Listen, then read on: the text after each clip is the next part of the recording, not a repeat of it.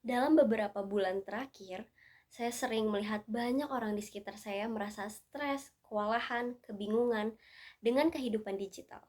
Entah karena tugas kuliah, pekerjaan, atau bahkan tekanan dari media sosial. Dan ternyata bukan cuma saya yang merasakannya.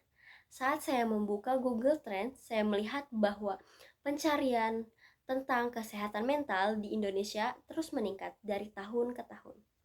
Banyak orang yang sebenarnya sedang mencari pertolongan, informasi, atau mungkin hanya ingin dimengerti. Data ini membuat saya bertanya, kenapa semakin banyak dari kita merasa tidak baik-baik saja di era digital yang katanya serba mudah ini? Ketika saya menelusuri Google Trends, grafik kata kunci kesehatan mental menunjukkan peningkatan yang stabil dalam 12 bulan terakhir. Ada beberapa titik puncak yang biasanya bertepatan dengan masa-masa penuh tekanan, seperti awal semester, masa UTS, atau akhir tahun saat banyak orang mengevaluasi diri. Ini artinya, masalah ini bukan masalah kecil. Semakin banyak orang mencari jawaban yang sama, bagaimana caranya bertahan, mengatur stres, dan menjaga kesehatan mental di tengah hidup digital yang padat ini. Saya sendiri pernah berada di fase di mana saya ngerasa capek secara mental. Tugas kuliah numpuk, ekspektasi semakin besar, dan media sosial yang setiap hari seperti nuntut saya selalu tampil sempurna.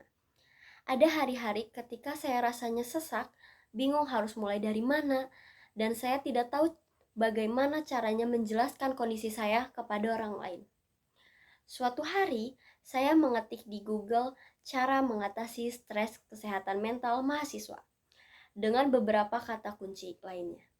Dari situ, saya baru sadar bahwa apa yang saya rasakan ternyata wajar, karena ribuan orang lainnya juga sedang mencari hal yang sama. Ketika saya melihat grafik Google Trends tadi, rasanya seperti ada konfirmasi bahwa saya tidak sendirian, bahwa kecemasan, kelelahan, atau stres yang saya alami juga dirasakan banyak orang lainnya yang sedang berjuang. Dari perjalanan itu, saya belajar bahwa menjaga kesehatan mental bukan tanda bahwa sana kita itu lemah.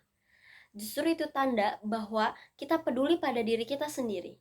Di tengah dunia digital yang sangat cepat, yang memaksa kita untuk terus bergerak, terus terlihat, terus produktif, hal yang paling penting adalah memberi diri kita waktu untuk berhenti sejenak.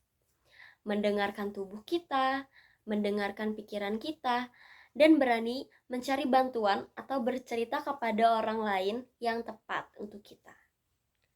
Kalau saat ini kamu sedang merasa lelah, kewalahan, atau terbebani oleh sesuatu, ingatlah bahwasannya kamu itu tidak sendirian. Ada banyak orang yang merasakan hal yang sama, dan itu sangat wajar untuk meminta ruang atau pertolongan. Mari kita bersama-sama mulai berani bersuara untuk diri kita sendiri, untuk teman kita, dan untuk kesehatan mental yang lebih baik. Karena suara kecil kita mungkin terlihat sederhana, tetapi bisa menjadi langkah awal untuk menggerakkan perubahan. Dan barangkali suara kita itulah yang akan menyelamatkan seseorang, termasuk diri kita sendiri.